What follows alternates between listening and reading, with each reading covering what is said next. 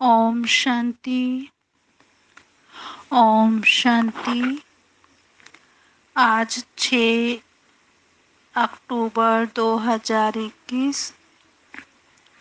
आज प्राण प्यारे बाप दादा के महावाक्य हैं, मीठे बच्चे इस पुरानी दुनिया से बेहद के वैरागी बनो। इस पुरानी दुनिया से बेहद के वैरागी बनो, क्योंकि बाप तुम्हारे लिए नया स्वर्ग रूपी घर बना रहे हैं। क्योंकि बाप तुम्हारे लिए नया स्वर्ग रूपी घर बना रहे हैं। प्रश्न: इस अविनाशी रुद्र यज्ञ में किन किन बातों के कारण ही विघ्न पड़ते हैं? इस अविनाशी रुद्र यज्ञ में किन किन बातों के कारण ही विघ्न पड़ते हैं? उत्तर है, ये शिव बाबा का रचा हुआ अविनाशी रुद्र यज्ञ है। इसमें तुम मनुष्य से देवता बनने के लिए पवित्र बनते हो, भक्ति आदि छोड़ते हो। इस कारण विघ्न पड़ते हैं। लोग कहते हैं शांति हो, विनाश ना हो। बाप ने ये रुद्र ज्ञान यज्ञ रचा ही है पुरानी दुनिया के विनाश के लिए। इसके बाद ही शांति की दुनिया आएगी। ओम शांति। ओम शांति का अर्थ बाप ने बच्चों को समझाया है। अहम आत्मा का स्वधर्म है शांत। शांति धाम में जाने के लिए कोई पुरुषार्थ नहीं करना पड़ता है। आत्मा स्वयं शांत स्वरूप शांति धाम में रहने वाली है। यहाँ थोड़े समय के लिए शांत रह सकते हैं। आत्मा कहती है मेरी कर्म इंद्रियों का बाजा थक गया है, मैं अपने स्वधर्म में टिक जाता हूँ, शरीर से अलग हो जाता हूँ, परंतु कर्म तो करना ही है, शांति में कहाँ तक बैठे रहेंगे। आत्मा कहती है मैं शांति देश की रहवासी हूँ। सिर्फ यहाँ शरीर में आने से मैं टाकी बना हूँ, माना आवाज में आया हूँ। अहम आत्मा मम शरीर है। आत्मा ही पतित और पावन बनती है। आत्मा पतित बनती है तो शरीर भी पतित बनता है, क्योंकि सतयुग में 5 तत्व भी सतो प्रधान होते हैं।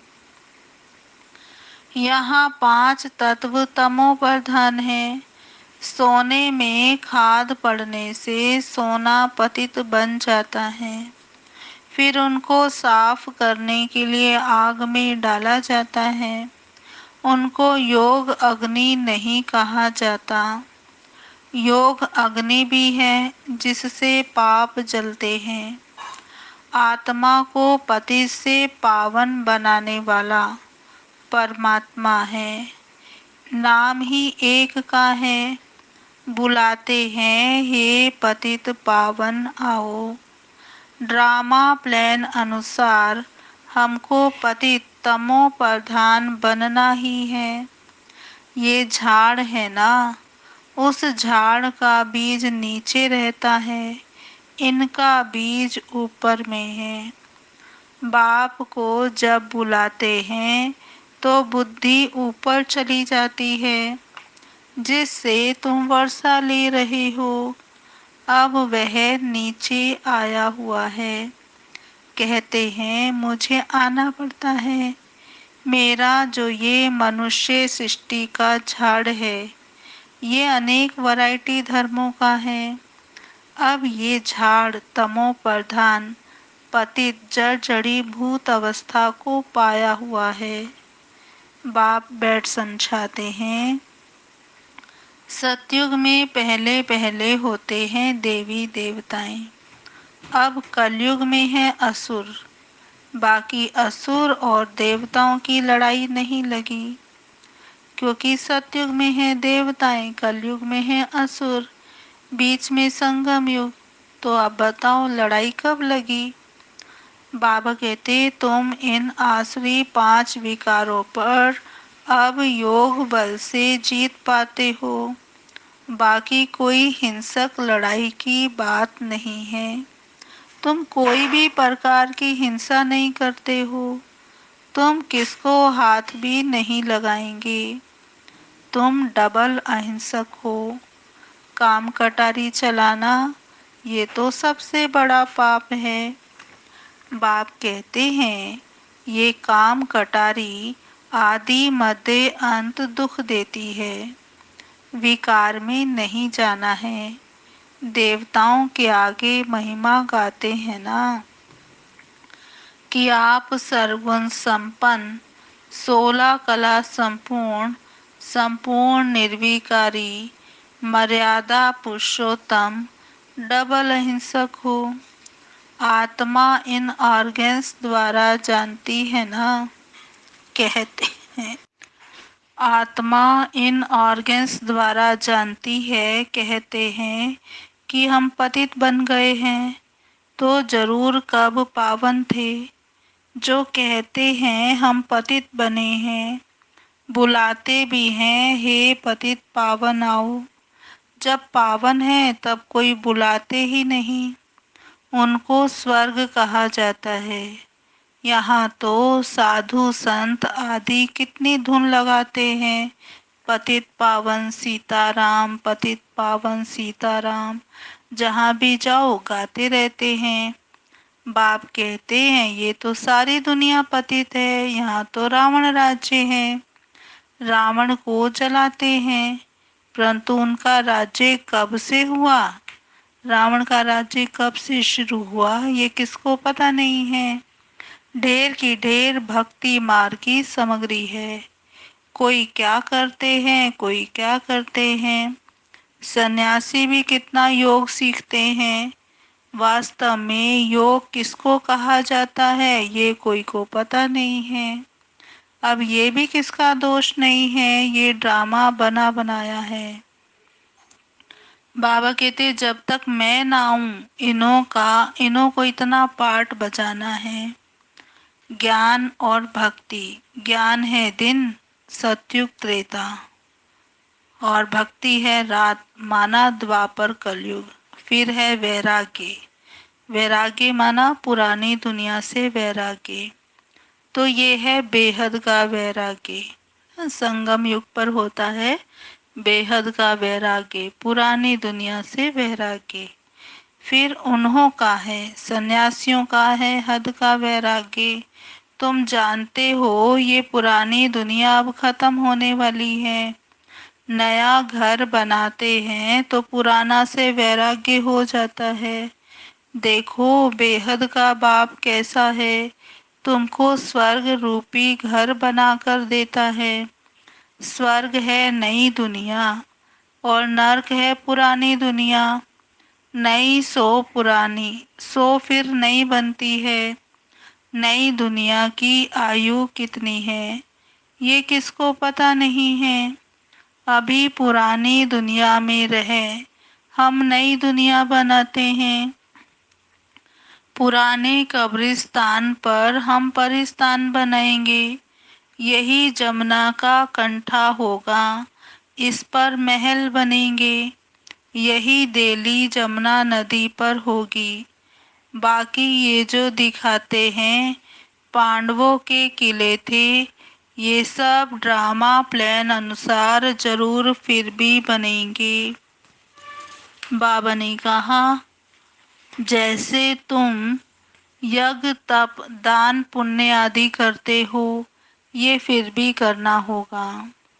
पहले शिव की भक्ति करते हो, फर्स्ट क्लास मंदिर बनाते हो, उनको अव्यभिचारी भक्ति कहा जाता है। अब तुम ज्ञान मार्ग में हो, ये है अव्यभिचारी ज्ञान। एक ही शिव बाबा से तुम सुनते हो, जिसकी पहले तुमने भक्ति की। उस समय कोई और धर्म नहीं होते, उस समय तुम बहुत सुखी रहते हो। देवता धर्म बहुत सुख देने वाला है। नाम लेने से ही मुख मीठा हो जाता है। तुम एक बाप से ही ज्ञान सुनते हो। बाप कहते हैं और कोई से तुम मत सुनो। ये है तुम्हारा अव्याभिचारी ज्ञान। बेहद बाप के तुम बने हो। बाप से ही वर्षा मिलेगा, नंबर वार पुरुषार्थ अनुसार। बाप थोड़े समय के लिए साकार में आया हुआ है। कहते हैं मुझे तुम बच्चों को ही ज्ञान देना है। मेरा ये स्थायी शरीर नहीं है, मैं इसमें प्रवेश करता हूँ। शिव जयंती से फिर छठ गीता जयंती होती है, उनसे ज्ञान शुरू कर देते हैं। ये रूहानी विद्या सुप्रीम रूह दे रहे हैं, पानी की बात नहीं। पानी को थोड़े ही ज्ञान कहेंगे। पति से पावन ज्ञान से बनेंगे, पानी से थोड़े ही पावन बनेंगे। दुनिया तो सारी, बाबा ने कहा दुनिया में सारी जगह नदियां तो हैं ही। अब ये तो ज्ञान सागर बाप आते हैं, इसमें प्रवेश कर नॉलेज सुनाते हैं। यहाँ गौमुख पर जाते हैं। माउंट आबू में गौमुख है तो लोग जाते हैं। बाबा ने कहा वास्तव में गौमुख तुम चैतन्य में हो। क्योंकि बाबा कहते गऊ कहा जाता है भोली भाली कन्याओं माताओं को। तो बाबा ने कहा तुम्हारे मुख से ज्ञान अमृत निकलता है, तो वास्तव में तुम हो गौमुख चैतन्य में। गऊ से तो दूध मिलता है, पानी की बात नहीं। तो वो जो मंदिर बना है उसमें दिखाते हैं कि गऊ के मुख से पानी निकलता है। तो बाबा ने कहा नहीं, गऊ से तो दूध मिलता है। वास्तव में तुम आत्माएं, तुम कन्याएं माताएं जो बाबा के बच्चे बने हो भोले भाले, तुम्हारे मुख से तो ज्ञान अमृत निकलता है।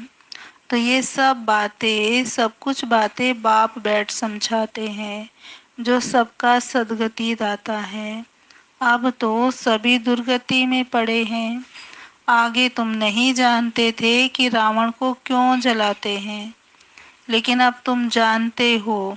अब तो बेहद का दशहरा होने वाला है। ये सारी दुनिया एक टापू है, एक बेट है। रावण का राज्य सारी सृष्टि पर है, जो शास्त्रों में है बंदर सेना। बंदर सेना दिखाया, बंदरों ने पुल बनाई।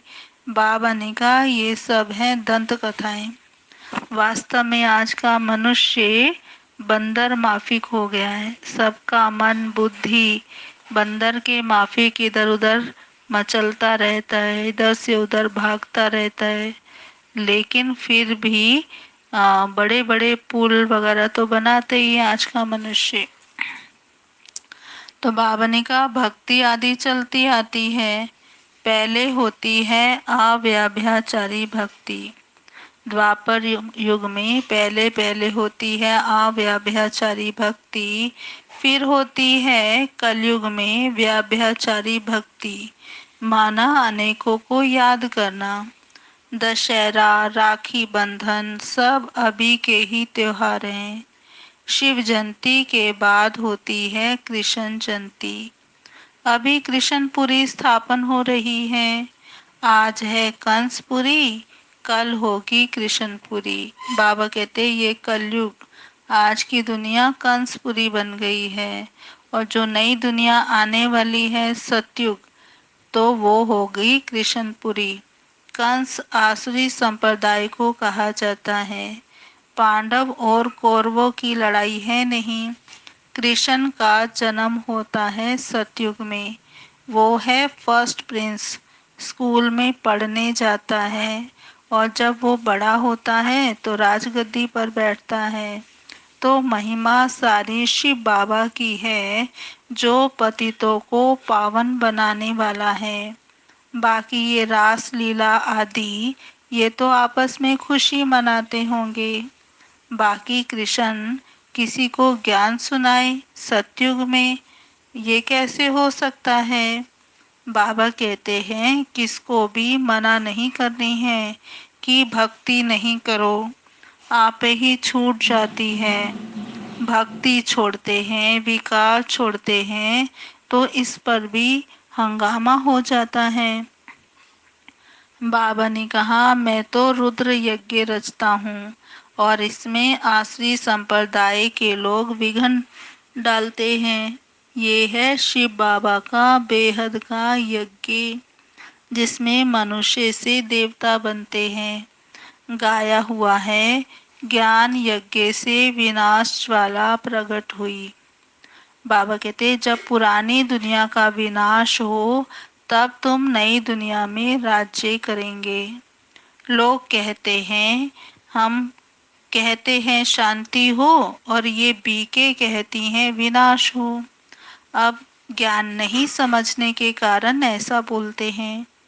बाप समझाते हैं ये सारी पुरानी दुनिया इस ज्ञान यज्ञ में स्वाहा हो जाएगी। पुरानी दुनिया को आग लगने वाली है, नेचुरल क्लाइमेटिस आएगी, सरसों मुआफिक सब पिसकर खत्म हो जाएंगे, बाकी कुछ आत्माएं बच जाएंगी। आत्मा तो अविनाशी है। अब बेहद की होलिका होनी है जिसमें शरीर सब खत्म हो जाएंगे, बाकी आत्मा पवित्र बनकर चली जाएगी। आग में चीज शुद्ध होती है, हवन करते हैं शुद्धता के लिए, वह सब हैं जिस्मानी बातें। बाबा ने कहा अब सारी दुनिया स्वाहा होने वाली है, विनाश के पहले जरूर स्थापना होनी चाहिए। किसको भी समझाओ, पहले स्थापना फिर विनाश। ब्रह्मा के द्वारा स्थापना। प्रजापिता मशहूर है ना, तो उनको आदि देव भी कहते हैं, और आदि देवी ब्रह्मा सरस्वती कहते हैं, तो आदि देव आदि देवी और एडम ईव भी कहते हैं। जगत अम्बा के देखो लाखों मंदिर हैं, कितने मेले लगते हैं। बाबा कहते तुम हो जगत अम्बा के बच्चे, ज्ञान ज्ञानेश्वरी, और फिर भविष्य में बनेंगे राज राजेश्वरी।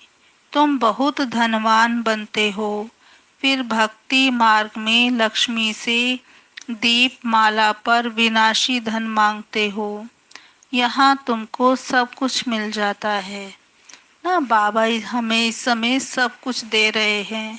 बाबा ने वरदान दिया आयुष्मान भव पुत्रवान भव। बाबा कहते वहां पर तुम्हारी आयु 150 वर्ष रहती है। यहाँ तुम जितना योग लगाएंगे उतना तुम्हारी आयु बढ़ती जाएगी और तुम ईश्वर से योग लगाकर योगेश्वर बनते हो।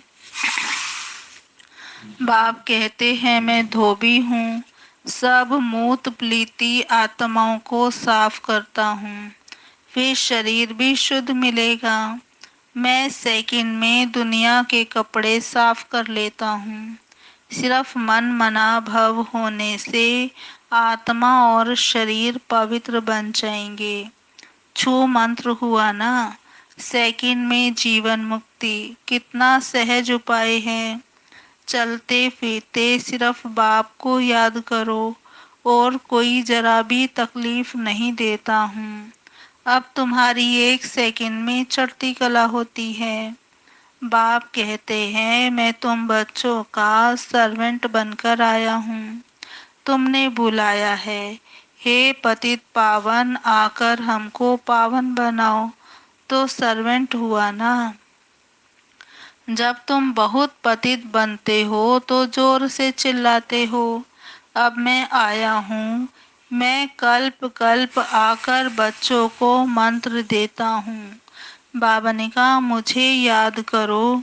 मन मना भव का अर्थ भी ये है। फिर विष्णुपुरी का तुम मालिक बनेंगे।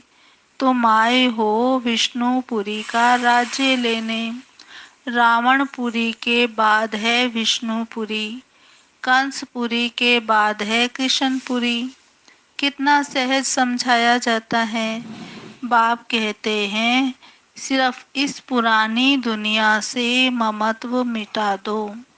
अब हमने 84 जन्म पूरे किए, ये पुराना चोला छोड़ हम जाएंगे नई दुनिया में। याद से ही तुम्हारे पाप कट जाएंगे, इतनी हिम्मत करनी चाहिए ना।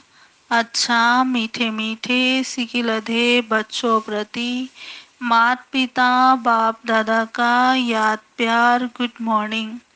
रूहानी बाप की रूहानी बच्चों को नमस्ते। हम रूहानी बच्चों की रूहानी बाप दादा को याद प्यार गुड मॉर्निंग नमस्ते नमस्ते नमस्ते। सदा रहेंगे हंसते, बनेंगे फरिश्ते, चलेंगे परम धाम के सीधे रास्ते। अब सुनते हैं धारणा के लिए मुख्य सार। पहला है मुख से सदैव ज्ञान अमृत निकालना है। मुख से सदैव ज्ञान अमृत निकालना है। ज्ञान से ही सबकी सद्गति करनी है। एक बाप से ही ज्ञान सुनना है, दूसरों से नहीं। दूसरा पॉइंट, चढ़ती कला में जाने के लिए चलते फिरते बाप को याद करने का अभ्यास करना है। चढ़ती कला में जाने के लिए चढ़ते फिरते बाप को याद करने का अभ्यास करना है। इस पुरानी दुनिया पुराने चोले से ममत्व मिटा देना है। और आज का वरदान है एक ही रास्ता और एक से रिश्ता रखने वाले संपूर्ण फरिश्ता भव।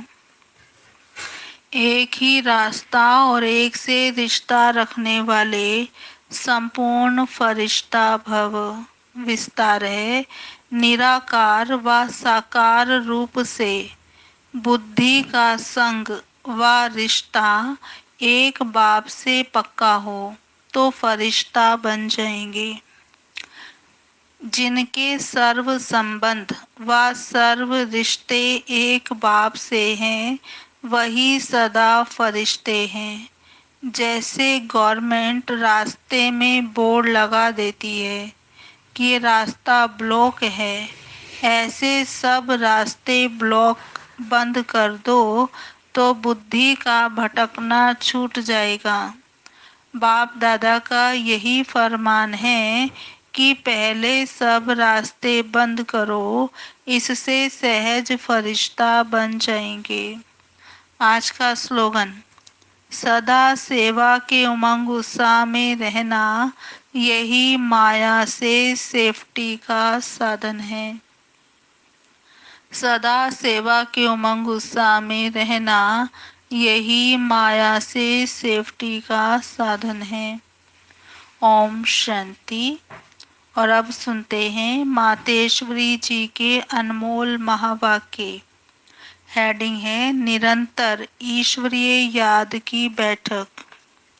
मम्मा कहती कि जब हम परमात्मा की याद में बैठते हैं तो बैठने का मतलब क्या है।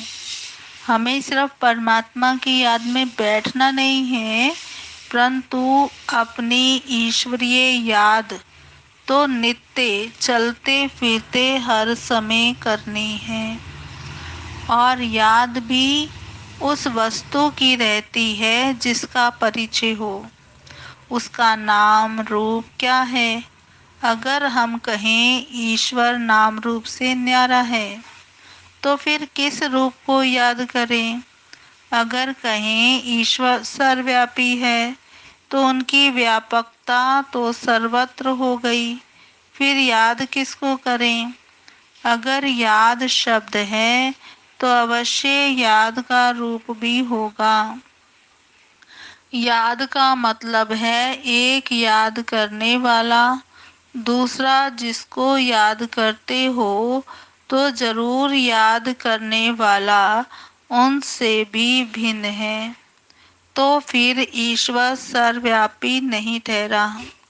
अगर कोई कहे हम आत्माएं परमात्मा की अंश हैं, तो क्या परमात्मा भी टुकड़ा टुकड़ा होता है? फिर तो परमात्मा विनाशी ठहरा, उनकी याद भी विनाशी हुई। अब इस बात को लोग नहीं जानते। परमात्मा भी अविनाशी है और हम उस अविनाशी परम पिता परमात्मा की संतान आत्मा भी अविनाशी है। तो हम वंश ठहरे, ना कि अंश। अब ये नॉलेज चाहिए जो परमात्मा स्वयं आकर हम बच्चों को देते हैं। परमात्मा के हम बच्चों के प्रति महावाक्य हैं, बच्चे मैं जो हूँ जैसा हूँ उस रूप को याद करने से तुम मुझे अवश्य प्राप्त करोगे। अगर मैं दुख सुख से न्यारा पिता सर्वव्यापी होता तो फिर खेल में सुख दुख नहीं होता। तो मैं सर्वव्यापी नहीं हूँ, मैं भी आत्मा सदृश्य हूँ, लेकिन सर्व गुणों में मेरे गुण परम हैं, इसलिए मुझे परम आत्मा अर्थात परमात्मा कहते हैं। अच्छा, ओम शांति। आज की मुरली के स्वमान। आज का पहला स्वमान है, मैं आत्मा बेहद की वैरागी हूँ। मैं आत्मा बेहद की वैरागी हूँ। दूसरा स्वमान, मैं आत्मा शांत स्वरूप हूँ। मैं आत्मा शांत स्वरूप हूँ। तीसरा स्वमान, मैं आत्मा डबल अहिंसक हूँ।